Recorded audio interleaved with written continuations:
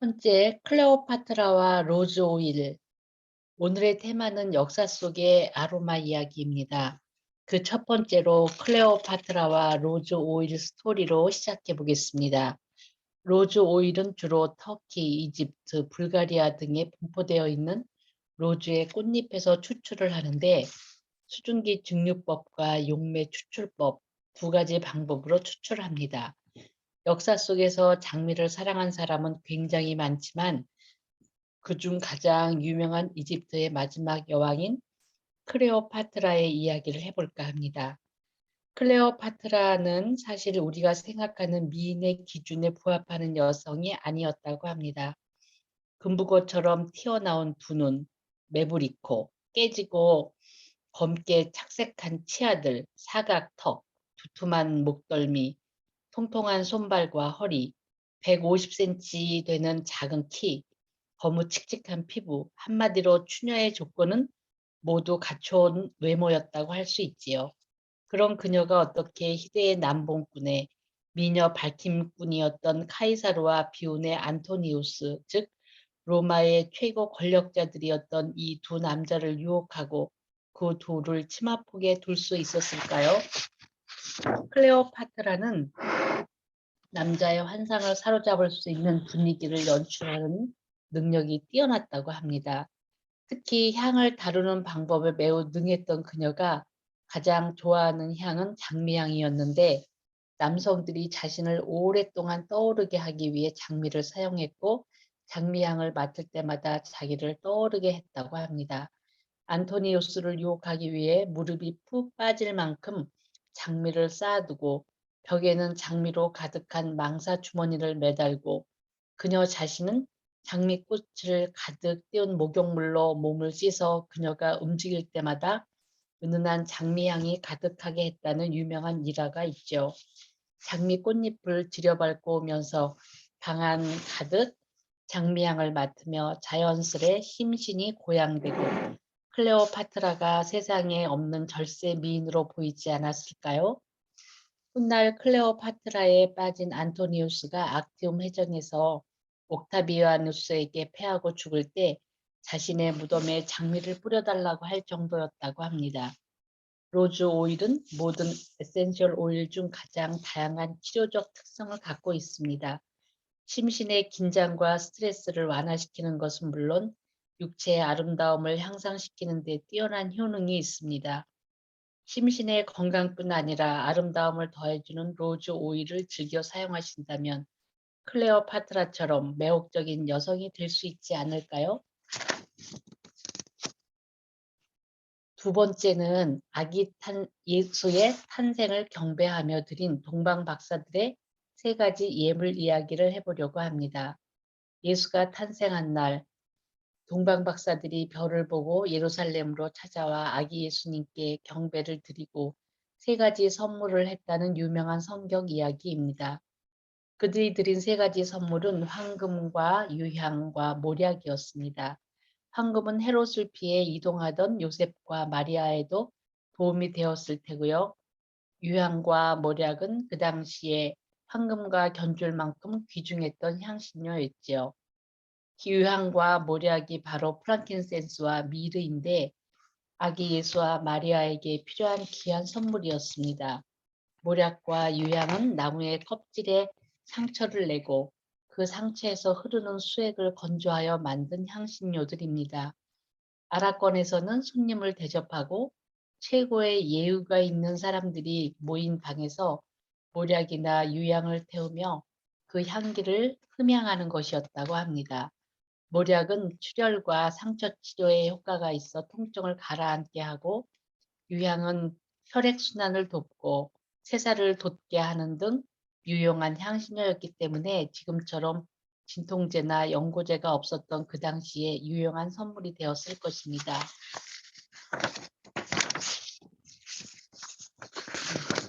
프랑킨센스와 미르.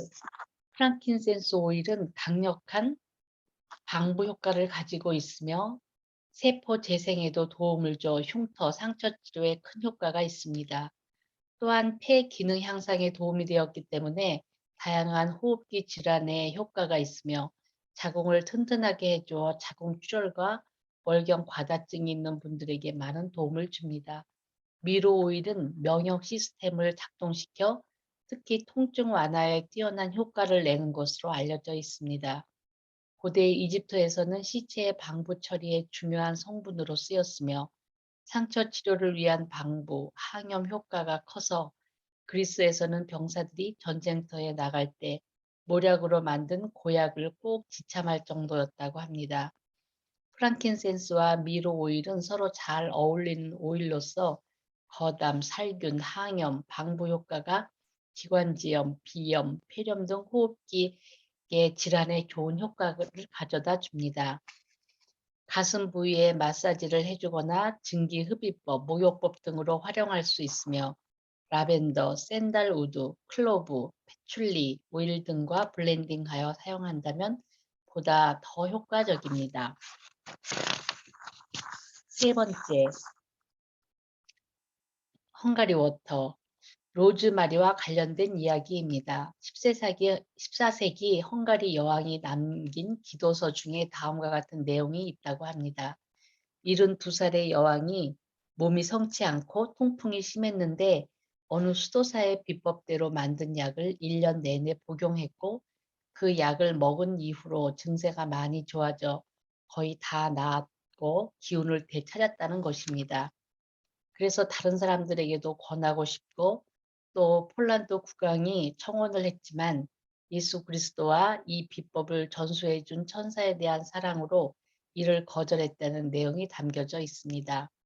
이 기도서의 주인공은 70세였던 엘리자베스 여왕으로 수도사가 바친 헝가리 워터를 수족마비와 통풍을 치료하는 데 사용하였다고 합니다. 헝가리 워터를 온몸에 바르는 것은 기본이고 입욕제, 화장수 등으로 사용하자 지병이 다 나았을 뿐 아니라 더욱 아름다워져 72세에 폴란드 국왕으로부터 청혼을 받았다는 유명한 일화를 남겼죠.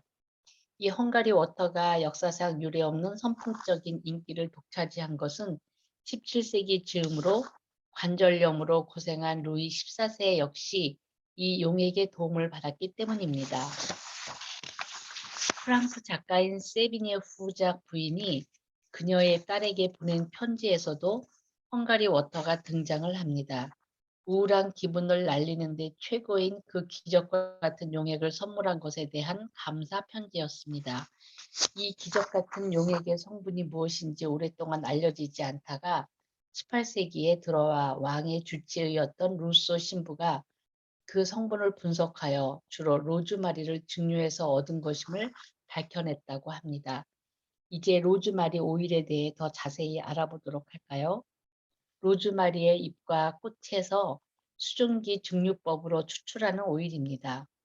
로즈마리는 감각기관을 소생시켜 언어, 청력, 시력 등의 감각 장애를 회복시키는 데 효과가 있으며 좋은 신경 자극제로 일시적인 수족 마비 현상을 회복시키는 효과와 통증을 줄여주고 근육통을 완화시키는 작용이 있습니다. 로즈마리의 미용적 효과는 혈액순환을 자극하여 탈모를 방지하고 두피를 강화하는 등 헤어 제품에 널리 적용되며 뛰어난 수렴 효과로 혈색이 나쁜 피부를 맑고 탄력 있게 해주어 피부를 아름답게 가꾸는 데 도움이 됩니다. 헝가리의 엘리자베스 여왕도 이러한 모든 효과를 톡톡히 본 게 아닐까 싶은데요. 우리도 로즈마리 오일을 잘 사용한다면 더 건강하고 아름다운 삶을 살 수 있지 않을까요? 네 번째 이야기입니다. 천사가 전해준 황금, 사과, 오렌지의 신화입니다.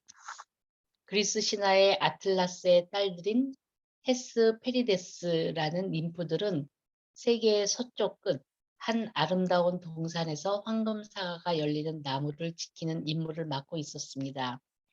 이 황금 사과 나무는 헤라가 제우스와 결혼할 때 대지의 여신 가이아로부터 받은 선물인 것으로 영원 불멸의 생명을 주는 열매라고 합니다. 근대 그리스 철학자들은 황금 사과가 사실은 오렌지였을 것이라고 추측했고 기독교 학자들은 이 동산이 에덴 동산이었으며 이 신비한 열매인 황금 사과가 이브의 간식이었다고 생각하기도 했습니다. 어찌되었든 오렌지가 유럽에 처음으로 도입되었을 때 그리스 신화에 등장하는 이 불멸의 과실 이야기 덕분에 대단한 위력을 발휘했다고 전해집니다. 프랑스 베르사유 궁전의 오랑제리 정원은 오렌지 정원, 온실이라는 뜻을 가지고 있습니다. 스스로 태양왕으로 칭했던 루이 14세가 신과 같은 지배력을 과시하기 위해 태양을 연상시키는 오렌지 나무를 옮겨 심으려고 만들어진 정원이라고 합니다. 프랑스어로 오렌지는 황금을 나타내는 O와 천사를 나타내는 NG라는 음의 합성으로 당시 사람들이 아마도 오렌지를 헤스 페리데스 정원의 황금사과처럼 하늘에서 천사가 내려주는 희귀하고 신비스러운 과일로 생각했던 것이 아닐까 추측해 봅니다. 당시 사람들은 오렌지 껍질을 불쾌한 냄새가 나는 약들의 냄새를 없애는 용도로 사용했는데 향긋한 냄새뿐 아니라 건위제나 강장제의 효능을 더해 주었다고 합니다. 18세기 유럽에서는 오렌지를 신경성 증상, 심장질환, 복통, 천식, 우울증 치료 목적으로 사용했다고 합니다. 오렌지의 원산지인 중국에서도 오렌지 껍질을 소화를 돕고 경련을 완화하는 데 사용하였고 기침, 감기, 신경성 식욕부진에도 처방했습니다. 이렇게 다양한 효능을 가지고 있는 오렌지, 과연 천사가 전해진 황금사과라고 불릴만 하지 않나요? 오늘날 오렌지 껍질에서 추출하는 오렌지 에센셜 오일도 소화기계에 유용하게 작용합니다. 특히 위를 강장하고 기를 순환하는 효능이 있어 복부 팽만, 통증, 식욕부진, 소화불량, 헛배부름, 메스꺼움, 구토 등의 탁월한 진경작용을 합니다. 또한 불안, 신경과민증, 불면증 치료에 쓰이기도 합니다. 피부의 독소를 빠르게 제거하기 때문에 피부 염증에 효과적이고 피부 재생 효능이 있어 건조하고 주름진 피부에도 효과가 있습니다. 우리도 매일 오렌지 오일을 사용한다면 17세기에 프랑스 사교계를 주름잡던 니농드 랑클로가 매일 오렌지를 먹으면 젊음을 유지할 수 있다라고 주장했던 것처럼 더 건강하게 젊음을 유지할 수 있을 거라 생각합니다. 다섯 번째 이야기입니다. 흑사병을 이겨내 도둑 블렌딩. 왜 도둑 블렌딩이라고 하는지 알아보겠습니다. 1300년대, 정확히는 1346년에서 1353년까지 무려 7년 동안이나 유럽 세계를 공포의 도가니로 만든 흑사병이 발생합니다. 그 무서운 전염병으로 인하여 수억의 인구가 죽어나갔습니다. 프랑스의 마르세이유라는 도시에서 흑사병에 걸려 죽은 시체들을 뒤져서 물건을 훔쳐내는 4인조 도둑이 잡혔습니다. 병에 전염되지 않고 도둑질을 하다가 잡혔는데요. 무서운 전염병에 걸리지 않고 살아남을 수 있었던 비법을 공개해 주는 요구를 받아들여 사형을 면하게 되고 그 도둑들의 비법이 세상에 알려지게 되었습니다. 그들의 비법은 히포크라테스가 약용으로 쓰던 것과 흡사한 레시피였고 1937년 프랑스 박물관의 원본 레시피가 전시되었다고 합니다. 도둑들의 레시피를 보면 각종 허브 등을 와인 식초에 넣어 15일간 우려낸 후 걸러낸 용액인데 이 용액을 손과 귀, 관자놀이 등에 수시로 발랐다고 합니다. 이러한 역사적 사건을 바탕으로 항균, 항박테리아, 항바이러스 작용을 하는 에센셜 오일의 조합으로 이루어진 도둑 블렌딩이 전해져 내려옵니다. 로즈마리, 레몬, 유칼립투스, 시나몬, 클로브입니다. 아이들이나 혹은 향에 대해 민감한 사람한테는 레몬 오일의 비율을 높이고 아로마 테라피 향을 좋아한다면 로즈마리 향을 높이기도 합니다. 정말 강력한 살균 또는 방부, 항박테리아 작용을 원한다면 시나몬, 클로브를 면역력을 향상시키고 싶다면 레몬을 높여줍니다. 이렇듯 블렌딩의 레시피는 경우에 따라 달라질 수 있으므로 여러분도 각자의 도둑 오일 블렌딩을 만들 수 있습니다. 6번째 이야기입니다. 신에게 바치는 향기 타임에 대해 알아보겠습니다. 타임은 백리향의 꽃과 잎에서 수증기 증류법으로 추출하는 오일입니다. 트로이 전쟁의 원인이 된 절세미인 헬레나의 눈물에서 생겨났다는 전설을 가진 타임은 우리나라에서는 백리향으로 불리기도 합니다.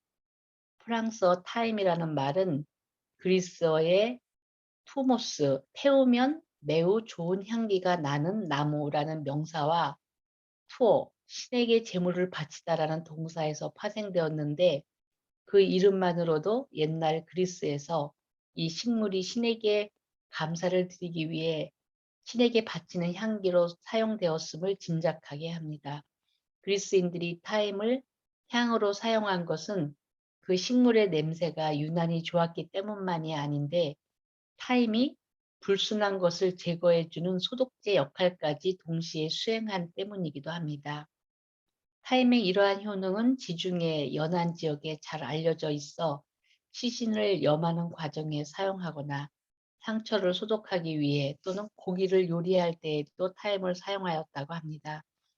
이러한 타임의 종교적 대중적인 용도는 타임은 모든 소독의 적이라고 공언했던 19세기의 위대한 의사 아르망 트루소에 의해서도 뒷받침되었는데 이러한 그의 주장은 타임의 화학적인 분석을 통해 사실임이 입증되었습니다. 타임 에센셜 오일의 화학적 구성 중 40% 이상을 차지하는 피몰 성분이 페놀보다 25배 이상의 더 강력한 방부제이면서도 동시에 부작용이 훨씬 적다는 이점을 가지고 있다는 점이 밝혀졌기 때문입니다. 더구나 다른 여러 약용식물들처럼 타임 역시 다양하고 상호 보완적인 효능을 가지고 있습니다. 경련을 진정시키거나 장의 가스 배출을 도와 소화를 촉진하며 특히 장 이완증이나 만성 소화불량, 식욕부진에 효과가 있습니다. 발한 작용과 이뇨 작용을 통해 독소를 배출시키며 독감이나 통풍, 관절염 등의 치료에 사용됩니다. 상처나 궤양을 소독하는 데 특히 효과가 있어 1차 세계대전까지 병원에서 클로브, 레몬, 카모마일 오일과 함께 살균제로 사용하기도 하였습니다. 신경계통을 가볍게 자극하며 뇌의 활동을 촉진시켜 기억력과 집중력을 향상시키기도 합니다. 타임은 치약과 헤어 로션의 용도로도 사용되는데 특히 두피를 강화하고 새로운 모발 형성을 도와 탈모 완화에 도움을 줍니다. 주의사항, 향기가 강하므로 소량 사용해도 충분하며 매우 강력한 살균 소독제이므로 장기 사용을 피하는 것이 좋습니다. 피부를 거칠게 만드는 페놀류가 많이 함유되어 있으므로 마사지나 목욕할 때 사용하기보다는 흡입하는 쪽으로 바람직합니다. 고혈압 환자와 임신부는 사용하지 않는 것이 좋습니다. 7번째 이야기, 중국의 양귀비입니다. 채식냥이라고 들어보셨을 텐데요. 몸에서 나는 향기를 말합니다. 중국의 양귀비는 살아있는 방향제가 되고자 했는데 그녀의 이야기로 들어가 보겠습니다. 양귀비가 정원을 산책하면 꽃들이 그녀의 미모와 몸에서 나는 향기로 시들어 버렸다는 일화가 있을 만큼 그녀의 몸은 어느 향수보다 강력한 향기를 품고 있었던 것 같습니다. 양귀비는 자신의 채취를 관리하는 데 신경을 많이 썼다고 합니다. 침향나무정이라고 불리는 곳에서 살았는데 침향과 백단으로 짜올린 기둥과 유향이나 사향을 바른 벽 등 향기를 내는 천연 재료들로 만들어진 건물이었다고 합니다. 또한 용내수의 진액에서 얻은 투명한 백색 결정체인 용내향을 항상 향낭에 넣어 다니고 용내를 태워 옷에까지 향을 배이게 했다고 합니다. 그리고 양귀비 전용의 옥련탕이 있었는데 늘 녹내향을 입욕제 삼아 몸을 씻었습니다. 그 목욕물이 용내향을 어찌나 진하게 품었는지 물갈이 할 때 버려지는 온천물을 향수로 팔았다는 이야기도 전해지고 있습니다. 하지만 양귀비가 가장 중요하게 여겼던 것은 방향을 내는 환약을 먹는 방법으로 정자, 감송향, 규심, 사향 등의 향약, 생약을 잘게 부순 다음 꿀을 섞어 환으로 만든 다음 약처럼 복용하는 것이었습니다. 먹고 자고 씻고 입는 것 모든 것에 향기를 입혀 그녀 자체가 하나의 향수, 방향제가 되고자 했던 양귀비. 장현종이 자신의 아들의 여자였던 그녀를 취하여 결국 죽을 때까지 헤어나올 수 없었던 가장 큰 이유가 바로 그녀의 채신향 때문이 아니었을까 추측해 봅니다.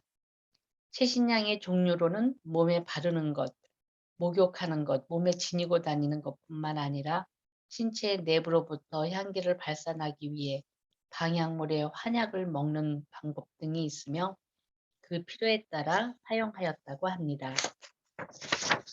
그중 먹어서 향기를 내게 하는 채신향은 여러 종류의 향약으로 구성되어 있으며 인체의 기능을 도와주고 개선하며 악취는 소멸하고 약재 각각의 고유 향기가 자연스럽게 신체의 향을 만들어낼 수 있도록 도와주는 역할을 했다고 해요.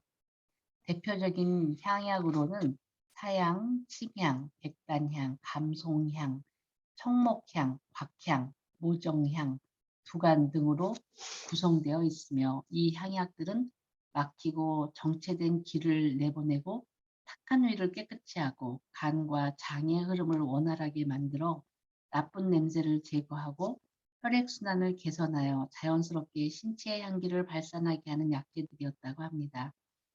이 효능 어딘가 익숙하실 텐데요. 아마 이 향약들은 중국에서 발달한 에센셜 오일들이 아니었을까 추측해 봅니다.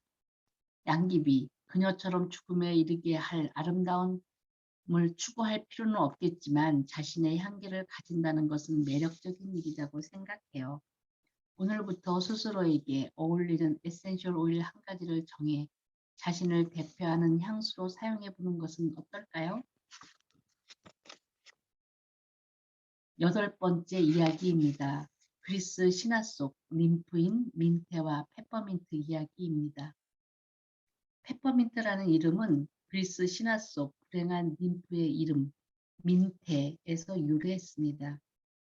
민테는 저승의 지배자 하데스의 사랑을 받았으나 하데스의 아내 페르세포네가 그녀를 질투하여 짓밟아 버렸고 민테는 박하로 변했다고 전해집니다.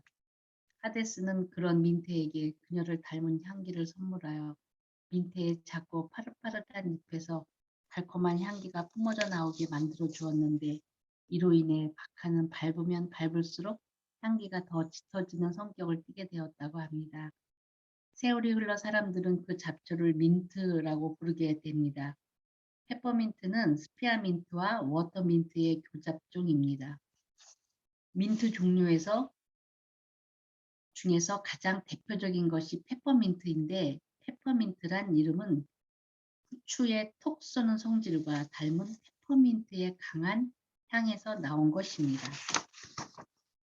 종명인 피페리타도 따뜻하면서도 후추처럼 톡 쏘는 향 때문에 붙여진 이름입니다. 민트는 원래 중국과 일본에서 출발하여 북아프리카와 남유럽을 거치고 17세기 말경에야 비로소 영국에 도입되었습니다. 고대 때부터 다양하게 활용이 되었는데 고대 이집트에서는 페퍼민트를 식용과 약용 및 방향제로 사용하였고 중국과 일본에서도 매우 사랑받는 식물이었습니다. 고대 그리스에서는 향수의 중요한 성분으로 민트를 사용하였다. 그리스와 로마인들은 향수로 사용한 것 외에도 원기 강화제와 목욕 첨가제로 사용하기도 하였습니다. 그들은 종교적 의식에서 페퍼민트로 화환을 만들었고 유대인들은 페퍼민트를 교회의 바닥에 뿌리기도 하였다. 로마인들과 그리스인들은 민트가 머리를 맑게 하고 집중력과 영감을 높여주는 작용을 한다고 믿었다. 담석증이 있는 사람은 페퍼민트를 가급적 마시지 않는 것이 좋다. 연속해서 2에서 3주 정도를 복용하면 위의 점막을 자극할 우려가 있으므로 2주 정도의 휴식기를 가진 뒤에 다시 마시는 것이 좋다. 유아나 어린이들이 코로 흡입하지 않게 한다. 9번째, 사람을 끌어당기는 영혼의 울림. 어떤 사람의 채취가 좋아 그 사람이 좋았던 기억이 있는지 모르겠습니다. 그렇지 않더라도 스쳐 지나가는 어떤 이의 향기가 좋아서 뒤돌아본 적은 있었을 것 같은데요. 그 9번째 이야기로 넘어가겠습니다. 과학적으로 밝혀지고 있다시피 사랑은 눈으로 다가오는 것이 아니라 코를 통해 촉발된다고 합니다. 실제로 페르시아에서는 어떤 사람이 마음에 든다는 표현을 저 사람의 냄새가 코에 와닿는다라고 한다고 하는데요. 사람에게는 누구나 고유의 냄새, 즉 채취를 가지고 있습니다. 이 살레음이 향기만큼이나 아름다웠다고 전해지는 중국의 향비 이야기를 해보도록 하겠습니다. 실크로드를 따라 중국을 횡단해 파키스탄으로 넘어가는 국경 지역인 카슈가르 지역에 살았던 그녀는 태어났을 때부터 몸에서 향긋한 냄새가 났다고 합니다. 용모가 아름답고 총명했으며 향수를 뿌리지 않아도 언제나 향긋하고도 기묘한 향기를 풍겼던 그녀는 카슈카르의 국보나 다름없었는데 카슈카르가 청나라와의 전쟁에 패한 뒤에 그녀는 전리품으로 바쳐지게 됩니다. 전쟁 전 이미 향비의 존재를 알았던 권룡제가 전쟁에 나가는 장군에게 기필코 향비를 데려오도록 명령했다고 전해집니다. 타고난 이국적 미모와 그녀의 몸에서 나는 신비한 향기 때문에 권룡제는 향비를 무척 총애하여 지극정성으로 아꼈지만 그녀는 항상 가슴에 단검을 품고 정조를 지켰다고 합니다. 결국 그녀는 이 사실을 알게 된 황태우의 죽임을 당했지만 향비의 정절은 카슈카르 사람들에게 민족적 자긍심과 굳은 절기의 표본으로 기억되고 있습니다. 향의 힘, 마지막 10번째 이야기입니다. 사람의 향기가 얼마나 강력할 수 있는지를 보여주는 참혹하고도 잔인한 소설 이야기를 해볼까 합니다. 소설, 향수를 읽어보셨나요? 영화와는 다른 향기의 매혹적인 매혹성과 잔인성을 깨닫게 해주는 이야기입니다.